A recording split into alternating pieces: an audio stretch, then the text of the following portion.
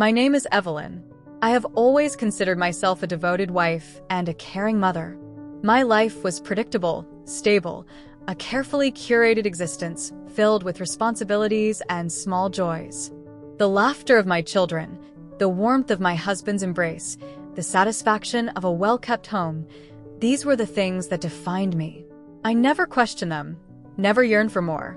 At least, not until that fateful morning when everything changed. It was a bright, cloudless day, the kind that made the world feel light and full of promise. I was in the garden, arranging the decorations for an afternoon gathering. The air was thick with the scent of freshly cut grass and blooming roses. A soft breeze played with the ribbons I had tied to the chairs, making them dance in the sunlight. I was lost in my task, humming to myself, when a shadow fell across my work. Need a hand? The voice was deep, familiar, yet somehow different. I turned and found myself looking up into a pair of kind, steady eyes. It was Daniel, my husband's childhood friend, whom I had known for years but never truly noticed. He had arrived early, offering to help set up. There was nothing unusual about it, just a friend lending a hand. But as he reached for a tangled string of lights, our fingers brushed. It was the lightest of touches, fleeting and innocent, yet it sent an unexpected shiver through me.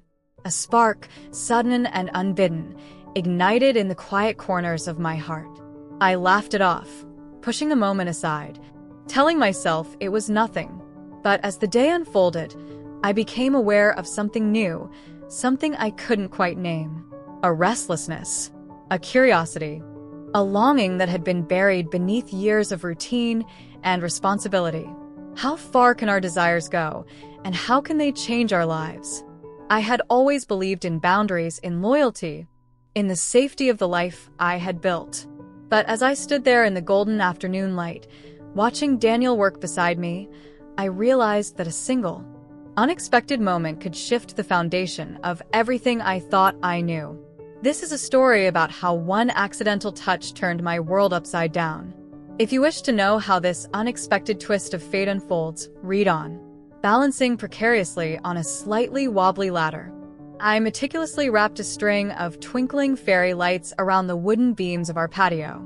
The sun cast a golden glow over the backyard, the warmth blending with the cheerful anticipation of the upcoming celebration.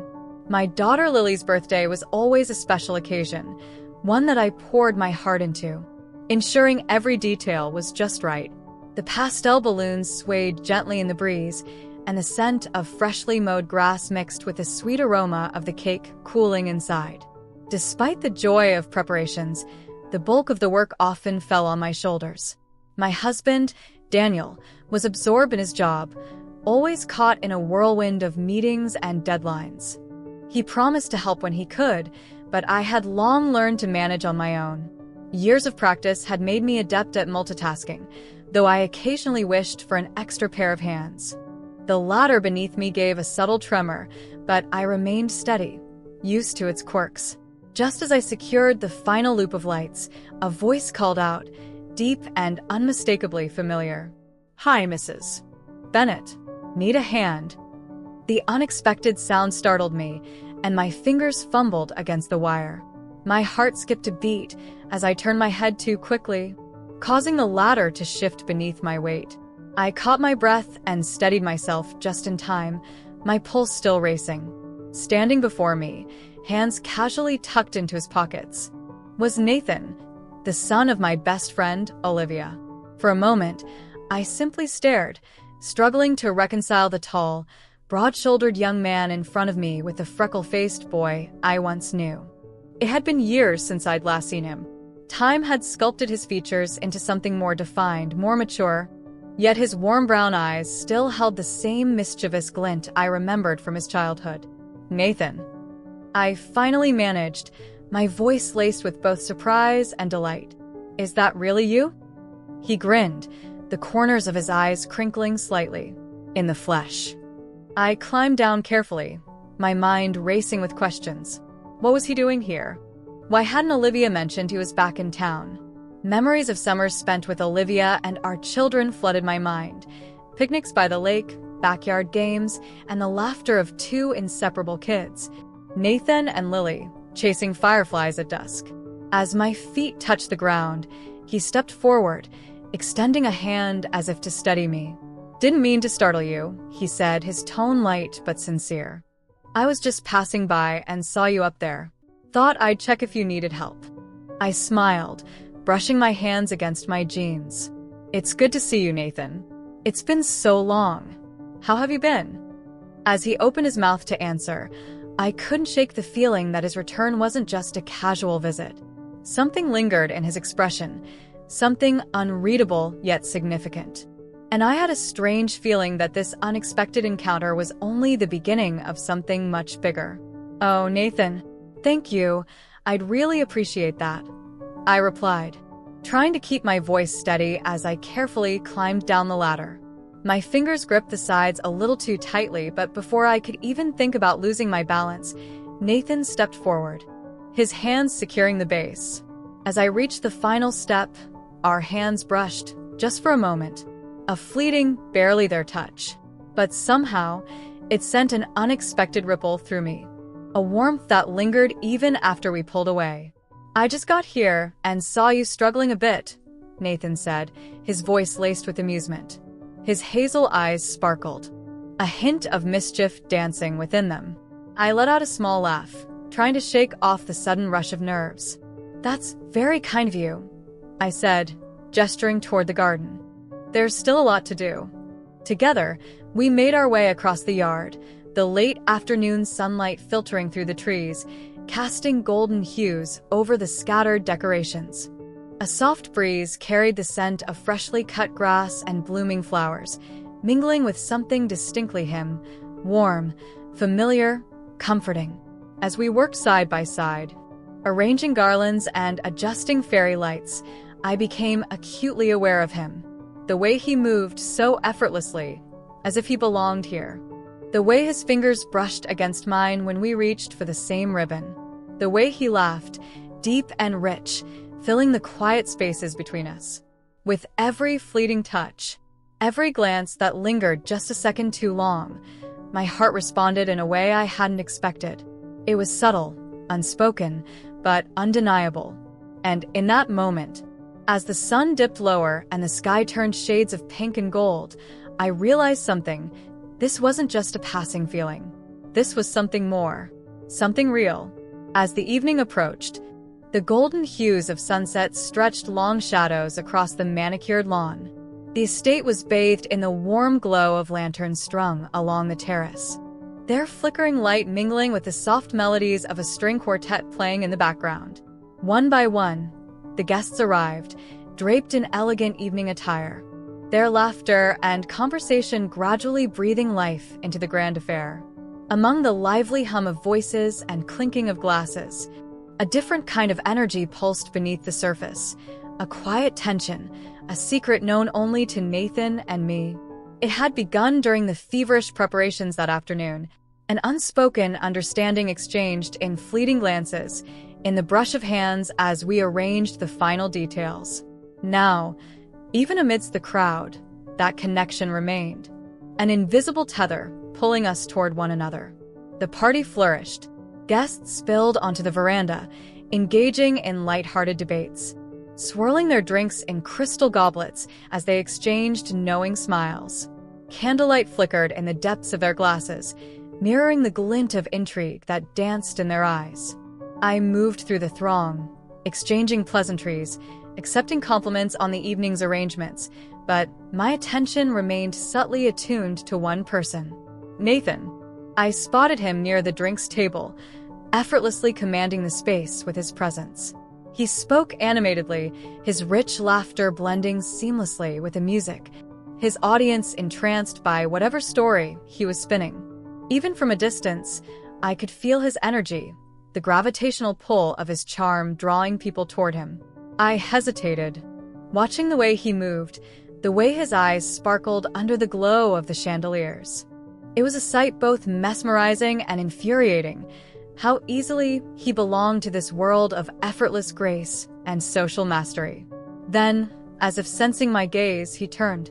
Our eyes met across the crowd, And for a fleeting moment, the din of the party receded into silence. A slow, knowing smile curved his lips as he reached for a glass from the table and made his way toward me. The space between us seemed to shrink too quickly, my breath catching slightly as he approached.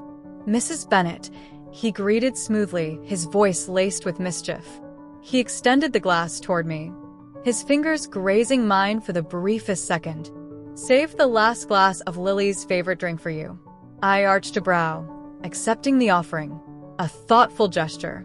Should I be flattered or suspicious?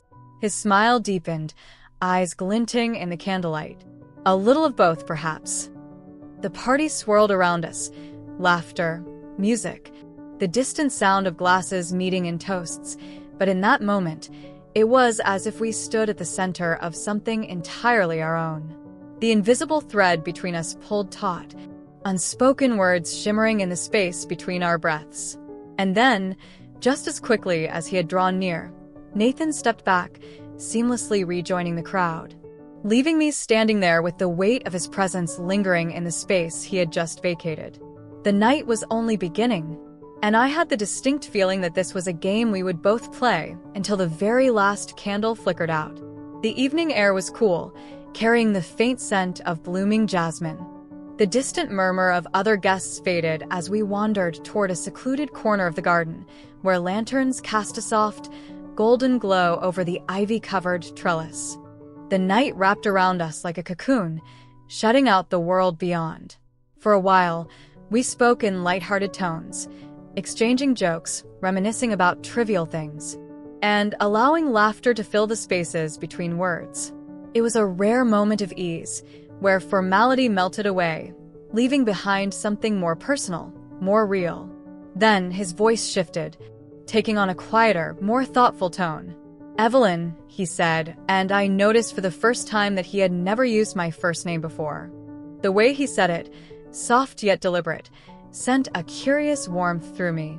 "What's life like in the suburbs? Surely it's not all just parties and home renovations." I chuckled, leaning slightly against the wrought iron bench beside me. "Oh, it's wild sometimes. Choosing paint colors feels like the most thrilling decision of the day. You wouldn't believe how intense it gets. Eggshell, white, or ivory. The stakes are high." He laughed, a rich, warm sound that lingered in the quiet space between us. His eyes, reflecting the flickering lantern light, held mine for a fraction longer than necessary. "Sounds exhilarating," he mused, a teasing edge to his voice. Then, after a brief pause, he added more seriously, "Maybe you need a little more excitement in your life." Something in the way he said it made my breath hitch. Was it an observation, an invitation, or something else entirely? The air between us shifted, charged with an unspoken challenge.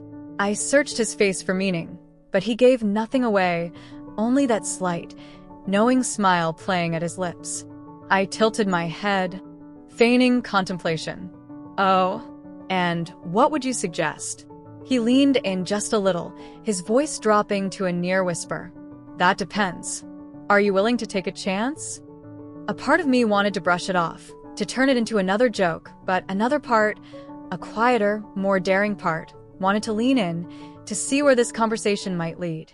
The night suddenly felt filled with possibility, and for the first time in a long while, I found myself considering what it would be like to step beyond the familiar lines of my carefully drawn life. The silence stretched between us, expectant, and then I smiled. "Maybe," I said, "but only if you make it worth my while." His grin widened, and I knew in that moment whatever this was, it was only just beginning. After that night, I tried, truly tried, to return to my normal life. I followed my routines, checked off my to-do lists, and carried out my daily obligations. But no matter how much I willed it, thoughts of Nathan refused to fade. They lingered in the corners of my mind, creeping in at the most unexpected moments. Every time I passed the garden, the place where we had spent stolen moments under the soft glow of the string lights, a pang of something unnameable settled in my chest. The laughter we had shared, the quiet way his eyes held mine as we spoke, these memories looped endlessly, taunting me with their persistence. Even the air seemed to carry whispers of him. The scent of the earth and night-blooming jasmine forever tied to that evening. It was madness. Utter madness. How had I allowed myself to feel this way about Nathan, the son of my best friend? The thought sent waves of guilt crashing over me, drowning me in doubt. I reminded myself over and over again that it was fleeting, an illusion born from nostalgia and longing. And yet, denying my feelings did not make them disappear. Meanwhile, Daniel remained as he always was, distant, preoccupied, consumed by his work. Our conversations had become transactional, reduced to discussions about bills, schedules, and Lily's school activities. Our marriage had long settled into a rhythm of practicality, but now, the weight of it pressed down on me, suffocating in its predictability.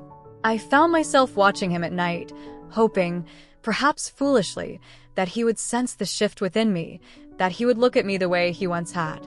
But he never did. I wondered if he, too, felt the growing distance between us, or if he had simply stopped noticing long ago. And so, the thoughts remained, lingering, persistent, inescapable. One afternoon, unable to shake the restless energy swirling inside me, I decided to leave the confines of my house. The walls felt too close, my thoughts too loud. My feet led me to my favorite cafe, a cozy corner of the city that always offered a sense of refuge. The moment I stepped inside, the rich aroma of freshly brewed coffee and warm pastries wrapped around me like a comforting embrace. The soft hum of conversation mixed with the clinking of porcelain cups created a familiar and soothing atmosphere. I ordered my usual cappuccino, savoring the anticipation of its creamy warmth. As I turned, searching for an empty seat, my eyes landed on a familiar figure in the corner. A flicker of recognition passed through me before my heart skipped a beat. Nathan. He sat by the window, bathed in the golden afternoon light. His dark hair was slightly tousled, and his fingers hovered over the keyboard of his laptop, his expression one of deep concentration. For a moment, I hesitated. It had been a while since we last spoke, and I wasn't sure if I was ready to face whatever emotions seeing him might stir. Just as I debated whether to turn away, he looked up. His deep brown eyes locked onto mine, and his lips curled into a warm, familiar smile. There was no hesitation in his expression, only a quiet certainty that sent a wave of unexpected comfort through me. Evelyn, what a pleasant surprise. His voice carried the same warmth as his smile, effortlessly pulling me into the moment. I hesitated for only a heartbeat before making my way over to his table. As I approached, he closed his laptop, giving me his full attention. "May I join you?" I asked, my voice softer than I intended. "Of course." He gestured to the seat across from him. "I was just thinking about you."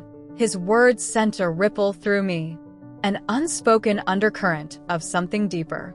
I settled into the chair, wrapping my hands around my cappuccino as if anchoring myself. "What were you thinking?" I asked, my curiosity outweighing my nerves.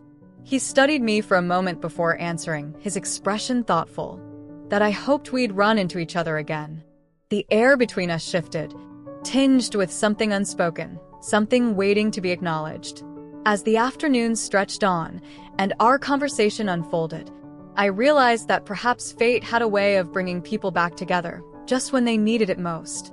My heart skipped a beat as I hesitated just outside the cafe entrance, my fingers tightening around the warm paper cup in my hands.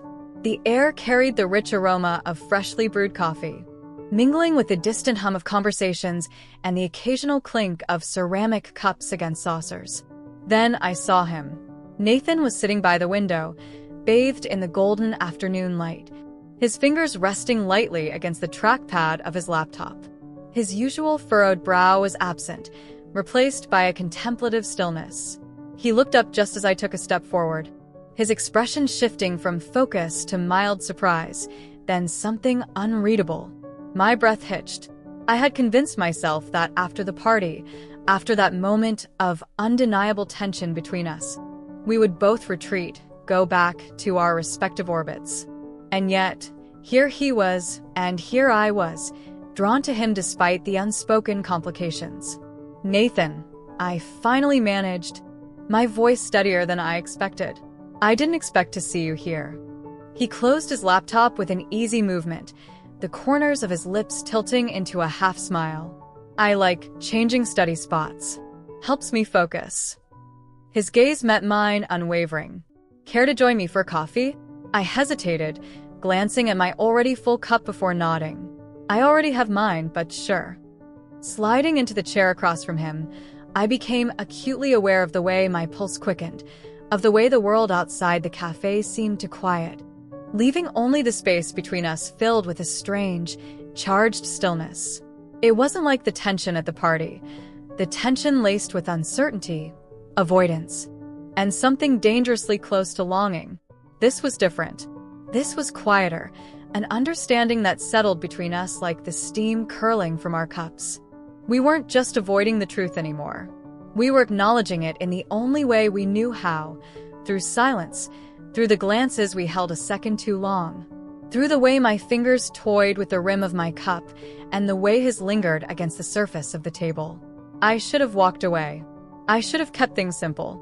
But the line between what was right and what we desired had already begun to blur.